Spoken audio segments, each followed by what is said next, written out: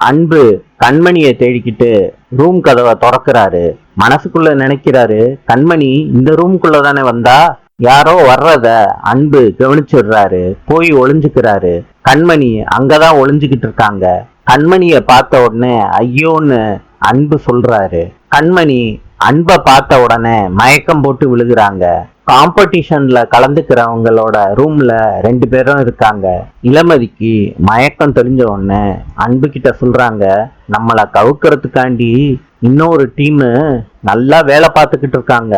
ஹீரோல 2 பேரும் ஒளிஞ்சுக்கிட்டு பேசிக்கிட்டு இருக்காங்க.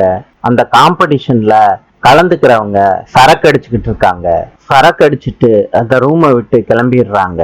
கண்மணியும் அன்பும் அவங்க போனதை பார்த்துட்டு வெளியே வர்றாங்க. 2 பேரும் நடந்து வந்துகிட்டு இருக்கப்ப வெண்ணிலாவை கண்மணி பார்த்துடுறாங்க.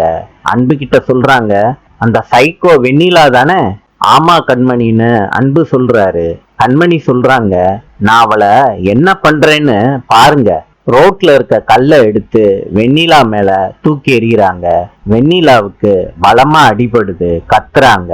வெண்ணிலா தள்ளாடிக்கிட்டே நடக்கிறத பார்த்துட்டு அன்பு தூக்கிட்டு போறாரு வெண்ணிலாவை. நாளை சந்திப்போம்.